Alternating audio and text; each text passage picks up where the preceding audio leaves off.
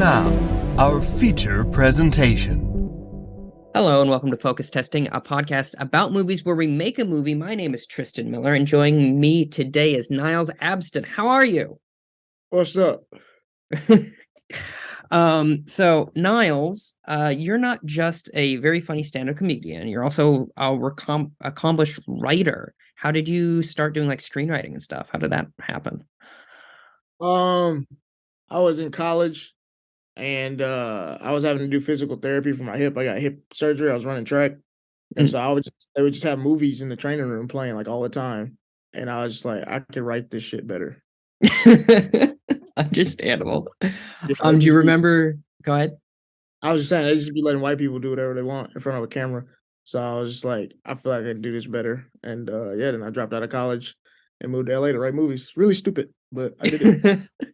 I don't know. It seems to be working out pretty well for you. Do you remember the specific movie that made you think that? No, I don't remember the specific one. It's just every day we'd just be watching movies and people would be in there laughing and I was like, this is fine. All right. Fair enough. Because you just also had a short film released, right? A little bit ago. Yeah. Yeah. How was that? Got into 2 film festivals this summer, so I'm hype about that. Cool. Very nice. Do you want to talk about the process of writing that at all? Yeah, I mean, basically, I have been tweeting about how I wanted to really direct something. In this production company out east, they had these like grants for like filmmakers of color to make a short film. It wasn't like a bunch of money, but it was enough to where like I could pay my roommate at the time that was a cinematographer to like put a crew together so we could shoot something in 3 days. I don't really write short film ideas. I'm always thinking kind of bigger. And my roommate at the time, a really funny comedian named Johnny Mack, who also is a writer, I was like, yo, bro, this dude's gonna give me $3,000 if we have an idea for a short film. You got anything? And we just started kind of talking, and we hated our landlord. So we just started thinking about like funny ideas about like how could we fuck over a landlord, and we wrote the movie in a day. That's sweet. That's excellent. And you just had an episode of TV out, right? Yes, please go watch it. Episode 8 of season 3 of Dave on FX. Please go check that out. Yeah. How is that process different when you're working with like a writer's room rather than just by yourself, or was it different?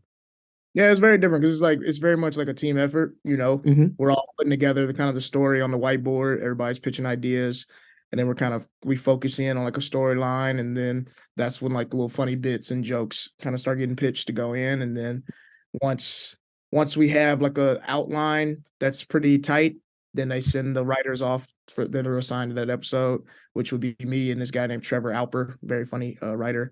That we went and co-wrote the episode, and like I think we finished writing in like 2 days. Nice. Excellent. And obviously I mentioned that you do stand-up. What's the main difference between writing stand-up jokes and jokes for a screenplay, do you think? Well, like the stand-up jokes you can get as personal as you want because it's just you know. It's very much just you, whereas like writing things for a screenplay, you might be doing a character, you might be writing a character that's a completely different race from you, or it might be a fucking alien or a talking dog, you know. So it's like you have to really, I feel like you have to be even more creative to write screenplays because you have to write characters and jokes that are outside of yourself. Okay. Yeah, that makes sense. Do you have a preference for one or the other? No, I like doing both. One definitely pays better. Fair enough. So I'm gonna move on to the movie trivia portion, if you don't mind. I start with the same question for everyone. Okay. What is movie? What is movie? What is movie? A moving picture. Okay. Yeah, it's just a moving picture story that either is going to entertain you or is going to make you walk out. I like that. I like that a lot. What? We don't go to movie theaters anymore, unfortunately. That's true. That would be a bit much if you walk away from your phone on the train. Right. Yeah, for sure. You know some shit suck. What movie makes you the horniest? And it can't be pornography. What movie makes you the horniest? Spring Breakers. Spring Break. Another movie that makes me like really horny. Players Club. It's a best strip club movie of all time. What else makes me horny? I'll tell you a movie that would make me super horny when I was a kid. Bring It On. Oh, excellent choice. Yeah, very. I was a horny little boy. That was that was Fair enough. Yeah, I too felt something watching that film growing up, for yeah. sure. If you had to kill off a Marvel character for good, which one would it be and why? The nigga that be shooting arrows, he don't do shit. Okay, yeah, that's fair. That's fair. Going back to the previous question a little bit, you mentioned Bring It On, but do you remember the first time you had a crush on a character growing up when watching a film or movie or TV? I remember I had a really big crush on Kyla Pratt when I was little. I don't know who that is. Could you? She was probably like the most popular like black child star.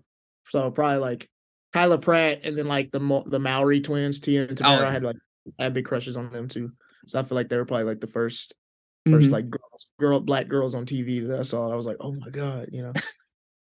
Very cool. Very nice. I have a couple more questions for you, then we'll get to the game. But the next one is, what animal would you like to ratatouille yourself into success? Any animal can fit under the hat you're wearing, by the way. There's no size limit. There's no nothing. Okay. Mhm. I feel like my cat. Yeah? Yeah, I feel like me and him we be a dynamic duo. We get each other. We see eye to eye. Yeah. What's your cat's name? Timmy. Timmy. Excellent. Timmy the cat, making you Yeah. write jokes as best as you can. He's funny. He's a funny guy. What which movie has the most likable villain, do you think? Most likable. Yeah. Yeah. The Dark Knight. Yeah. Mean Girls. Excellent. You can't not like Regina George. I do love that they're both at the same caliber of villain. That's so true. Yeah. Look, Regina George might be worse than the Joker. I think so. How are you like that at 17? Joker's Correct. lived a whole life of hardship. You're 17. True. I don't know. Can't really think. I think Joker and Regina George might be my two.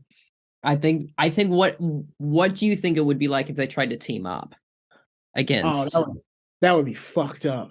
How do you beat that? Instead of a Joker and Harley Quinn movie, it's just a Joker and Regina George. Wouldn't be fair. Would not be fair. Have Regina go after Robin specifically because he's a teen. Yeah, it's easy. Easy win.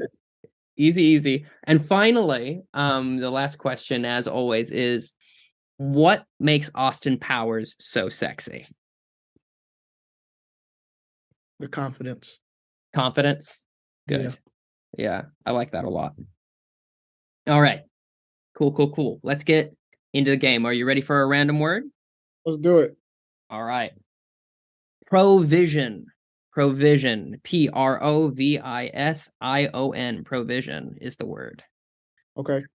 I have a couple ideas that come to mind, but if you have something that you want to pitch first before I get in there, let me know. I mean, provision just definitely makes me think of like a family dinner that the dad paid a bunch of money for. Okay. I like that.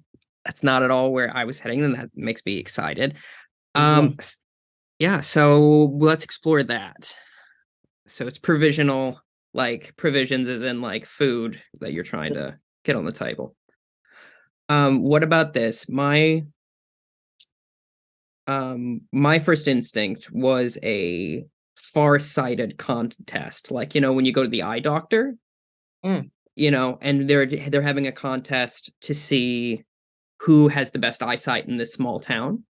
Wow. And you're a pro at vision. Exactly. So what do you think about merging those two, where a guy is like trying to get food on the table and this is his last ditch? I like it. Right. So, starts out, I feel like small town is good. Small town is always funnier than big city. Small town is perfect. And it's a family, and I feel like it's probably starts with the dad losing his job. Yes. He's a he was a mail real. carrier, and they only need one because so many Oh people have wow, left.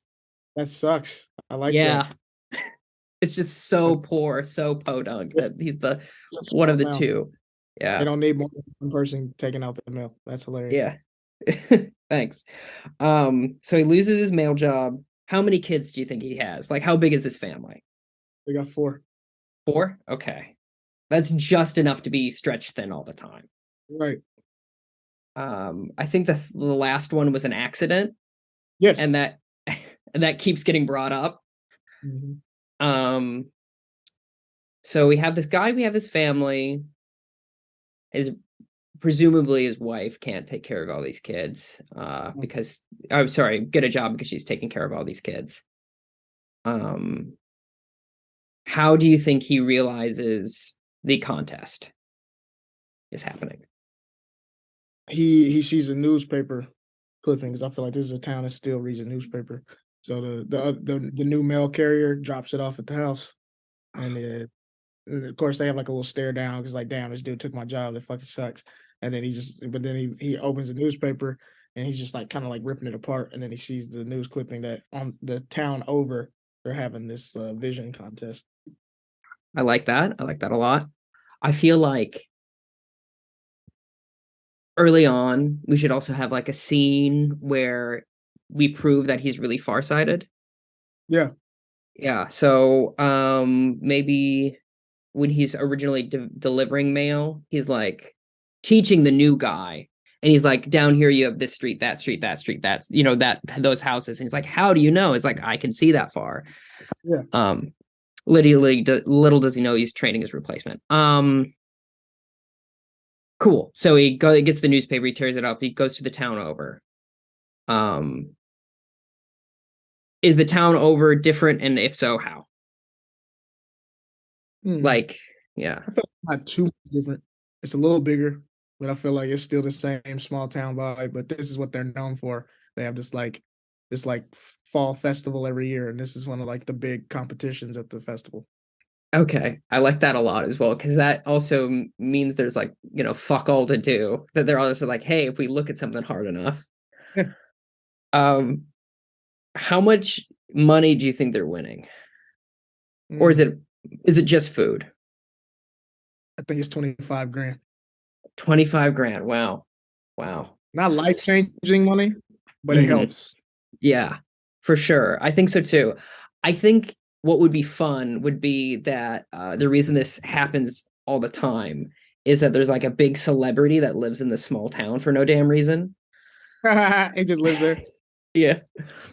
And then they just sponsor the competition. Yeah. Who do you think would be good?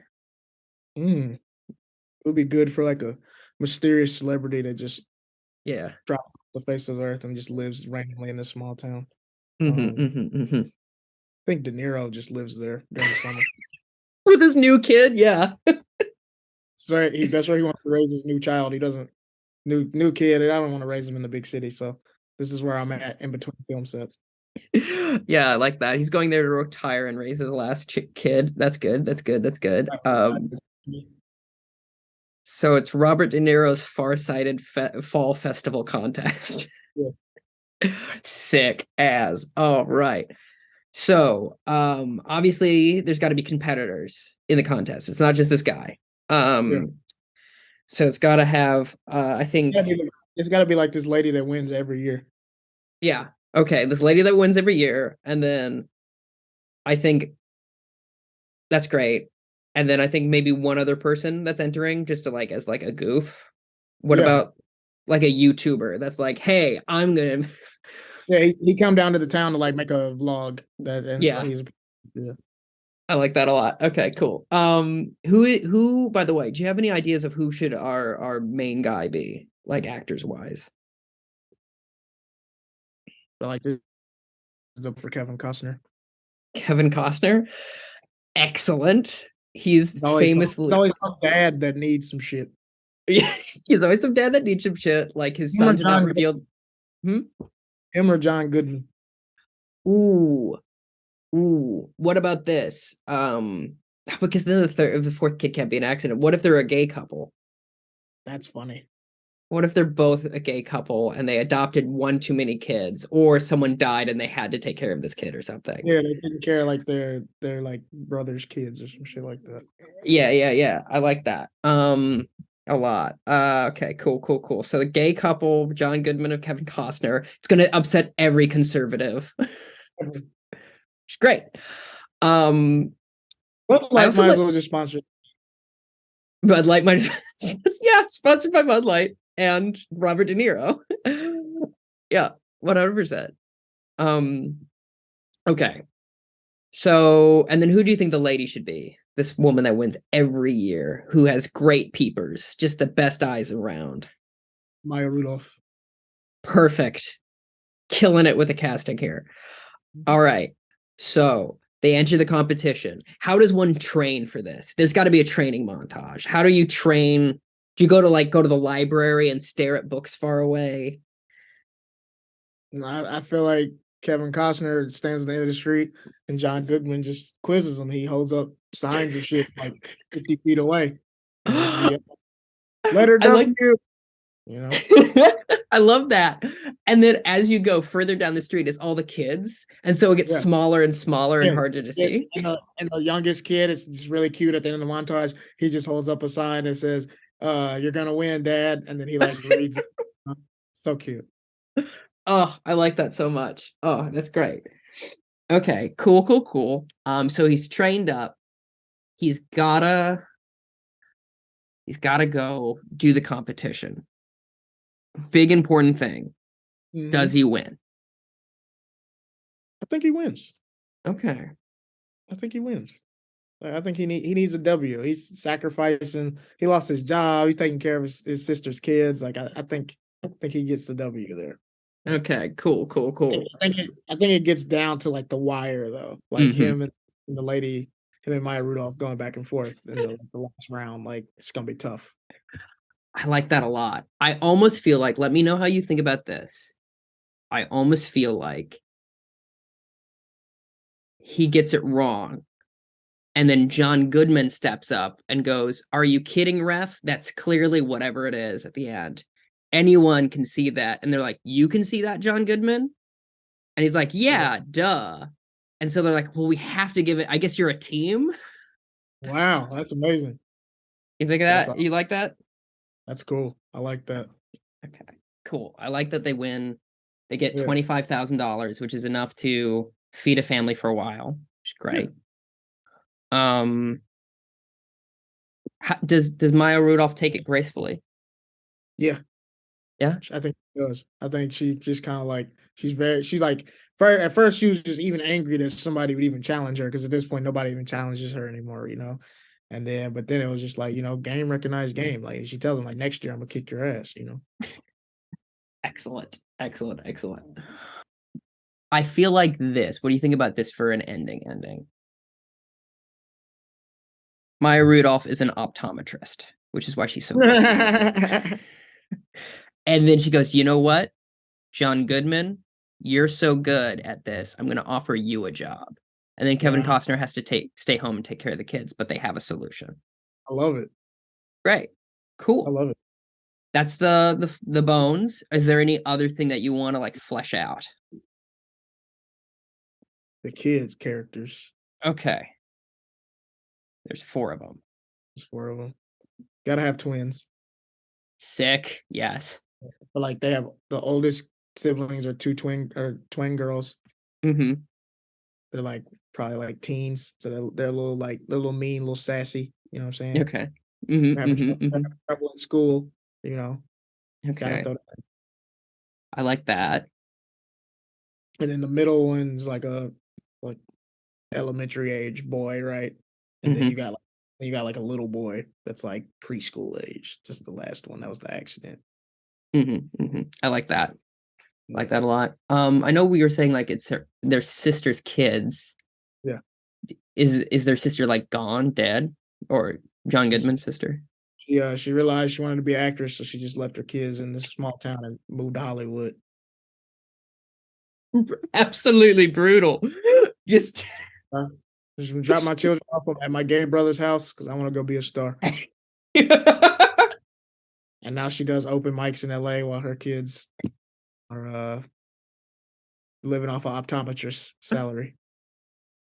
I think that's great. And I think we have a chance to weave stuff in together with the YouTuber that's doing the vlog. So she's in LA and she sees on YouTube. It's going crazy. People are like, oh my God, this contest. And she's like, a way to make me a star.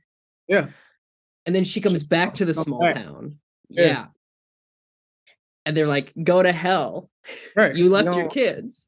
Yeah, you wanted to go be in the next Sharknado movie or whatever the fuck. Like, That's very good. I like that a lot. I like the idea of twins. Do you think we want actual twins or do we want to parent trap it? We gotta do actual twins, dog. Okay. Because the parent trap thing, that worked for Lindsay. It doesn't really work for anybody else. She was just the otherworldly talented child. Understandable. I agree. That's really good. Okay. I like it a lot. Who do you want to direct this motherfucker? Who would be a great director for Provision? Greta Gerwig. I think she'd kill it. I think it's enough white people in the movie that Greta Gerwig. That's true. I had noticed. I was like, this is a very like white fucking movie. Do we want to? I want to just make a really goofy white people movie. Okay, good. That's why the darkest person I named was Maya Rudolph. Fair enough. And then someday someone will be in physical therapy and watch this goofy ass white person movie and be inspired to come on this podcast. They'll move to LA and do podcasts. That's excellent. What do we? And we just want to call it Provision. Do we want any like subtitle? Provision is an amazing title. Excellent. Sweet. Are you feeling in the mood to do a lightning round? Yeah. Great. Okay. Let me get a couple random words here. So the first one is approach. Now, the way this works is we both have the same word and we come up with a different movie each. Okay. Do you want me to go first or do you have something ready? I got something ready. You can go first. Go for it. No, go for it. Approach. This dude, he walks up to this girl at a bar trying to like get her number, blah, blah, blah. But what he doesn't know is this girl does this every weekend where she just waits at the bar, get a dude, and then she's like, oh yeah, let's go to your car outside. And then all her friends come and they rob dudes. Excellent. She was tired of getting approached at bars, so she just lures people outside and they get robbed. That is very, very good. I like that a lot. My movie called Approach is a Aardman film. The people that did like Chicken Run and stuff.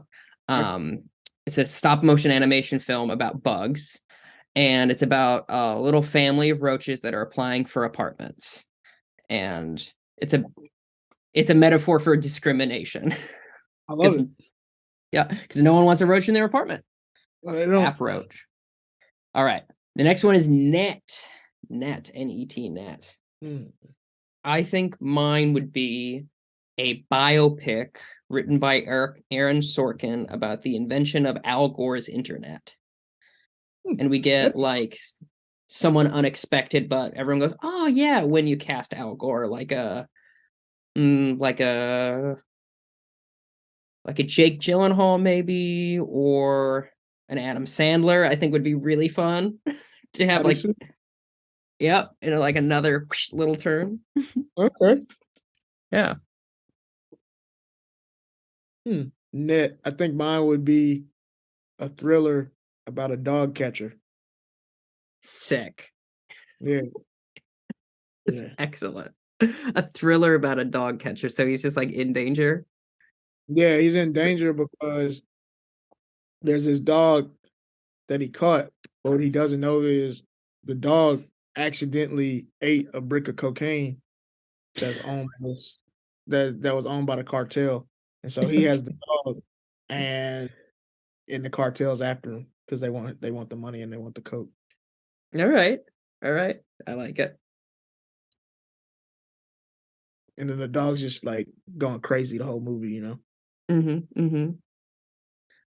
The next word I have is filter. Filter. Mine about Filter is a tear-jerking dramedy starring Steve Carell about a man with Tourette's. And that's what I have for Filter. Mm. Mhm, Mine, mhm. mine would be a workplace comedy film starring Taraji P. Henson, and basically she gets hit over the head, and she works at a very white corporate office, and now she can't code switch anymore after she got hit. She says everything that comes to her mind, so she be calling people cracker and stuff like that. She can't stop. But what happens is she ends up getting promoted because they're like, "Wow, this bitch has spunk. We have to keep her around. She's killing it right now." I'm scared of her, but I love it. That's very, very good. That's very funny. Like that a lot. All right. I think we got a couple more. Got a couple more. Let's go with advertising. Advertising. For me, advertising is about a professional skateboarder played by I don't know. It doesn't matter. Professional skateboarder and they're trying to make the biggest vert wall that they can.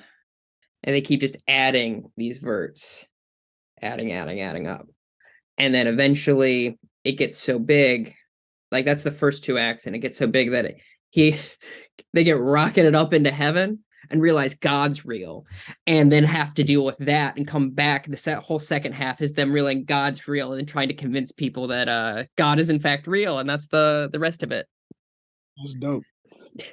Thanks. I was trying to think of any kind of twist. Mine would be a group of friends that go to film school together, and so they shoot stuff for school, and basically this company is looking to save money on shooting a commercial, and so kind of the leader of the group tells them like, "Oh, we shoot commercials all the time." They don't. They've never shot a commercial before, and so basically like they get the budget to shoot this commercial for this company. These couple guys that go to film school together, and then what happens is as they're like setting up to shoot the commercial, all their equipment gets stolen. And so now they have to like try to go get the equipment and shoot this commercial before the weekend's over. That's great. You seem to love a plot that like is everybody in a spot of trouble. That's so fun. It's just life. Yeah, that's my favorite as well. Like, have you seen A Simple Plan? How's that? It's a film by Sam Raimi. It's set in Minnesota. It's about these three people that find like a crashed plane full of money, and they're like, "What do we do with this money?" It's really good.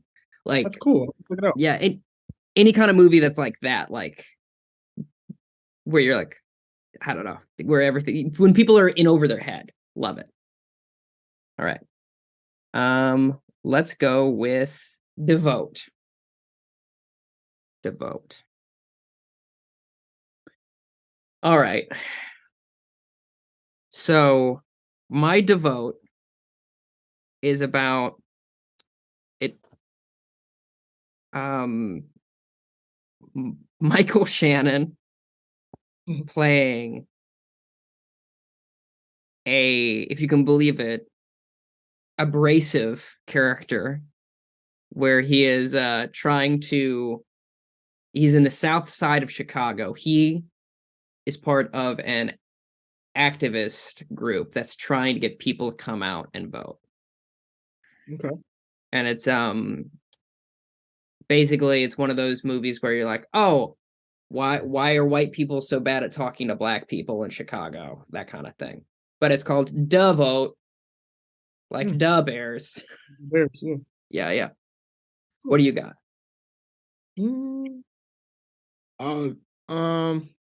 Yeah, yeah, because this could be like the thing with the writer strike going on. Like all Mm-mm. these execs, the reason they disrespect writers is because they all think they could be a writer if they just had the time. And so basically, this exec tells the writers like, "I'm gonna devote 2 weeks, and I bet I can write a movie." And Mm-hmm. so he tries to, and he just doesn't. You just can't do it. Can't do it because he's a bitch. Is that what at the end someone comes up to and said you can't do it because you're a bitch? It's Then the excellent. writers get a fair deal when the strike's over. Yeah, writers get a fair deal. I'm excited that SAG seems to be putting their money where their mouth is too soon, which is great. Exciting times. Do you want to do one more, or are you feeling good with the lightning round? I Okay. can do one. All right. Let's go with consumption, and I'm gonna let you go first this time. Oh, that has to be the biopic of Joey Chestnut. Go on. Some of He's us the- might not know who Joey Chestnut is off the top of their head. He is like the greatest hot dog eating champion of all time. Okay, sweet. He set Excellent. the world record like 4 different times. That's fantastic. Who That's would be play the- Joey? Oh, Tim Robinson would have to play Joey Chestnut. Yes. Excellent. Consumption for me is about it's about